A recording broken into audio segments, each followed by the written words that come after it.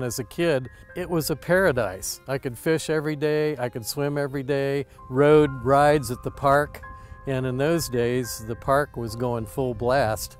And at night you could hear people screaming on the roller coasters, and then they had park boats, and you could hear all the sounds of the fun house, all the noises of the park. It was just a fun place to be, and as a kid, these were all summer cottages that they boarded up in the wintertime and opened up in the spring. And now you have a whole community of people who live here year-round. There was 1,600 private homes.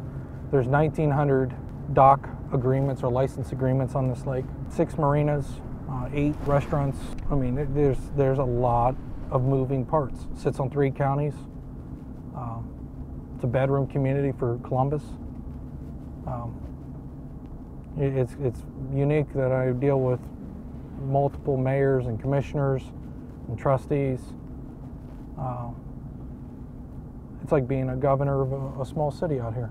As everybody has now learned, we have now been able to determine that an extremely serious situation exists at Buckeye Lake. And the Corps of Engineers, when looking at the Buckeye Lake Dam, has said that it's they've never seen really anything like this. It's really in bad shape. The Corps of Engineers report put a dagger in the heart of Buckeye Lake, because it's hard to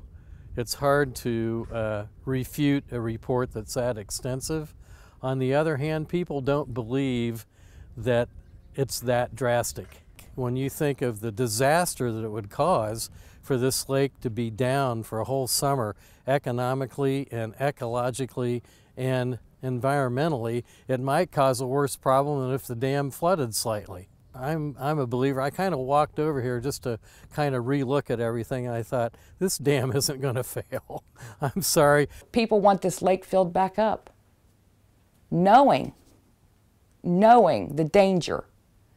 And that's all I've heard. Put the water back in. Put the water back in. With no regard for who's in this village, who's behind this wall. I don't want to lose this house. I don't want to lose my life. I don't want to lose my mother, my daughters, my grandson. Because somebody was so ignorant to want that lake filled up with such disregard for the human life on the other side, just to make a buck for their pocket. That is what I'm so angry and frustrated over. Who made them God, judge, and jury? And so in going out and looking at this dam, and people need to understand it's an earthen dam. You just don't look at the sheet metal in front of the earthen dam and assume that's the dam. That is not the dam. It is an earthen dam. And people have not only been permitted to build their homes on the top of the earthen dam, but many people have actually built their homes right into the earthen dam. And all that can stand from a breach is a wall and a basement. And it's just not an acceptable situation. So while I think it's a valuable asset that doesn't need draining, it does mean that I'm making a commitment here today to rebuild, to build a new dam at Buckeye Lake. And that Buckeye Lake new dam will be expensive. Estimates are between $125 and $150 million. Now I can understand the Army Corps, they don't see dams like this. Buckeye Lake is unique. That's one of the great things about it. Buckeye Lake is unique. You don't have houses in this kind of an environment where the culture is, we're right on the water, we love to be on the water, we can boat right there, it's just a wonderful place. The Army Corps doesn't understand that. They think in terms of big, huge dams like Alum Creek, Hoover Dam, some of the dams, Lake Cumberland Dam down in Kentucky. Big, huge, high, 500 feet tall dams. Buckeye Lake's completely different. So it's not surprising that the Army Corps would be concerned that these 370 houses on a 4.1 mile dam is something that they're not used to, and don't understand how it may be helping or hurting the dam. We will build a new dam at Buckeye Lake. Period. End of story. In terms of the water levels of the dam, there will be no debate about the height of that water.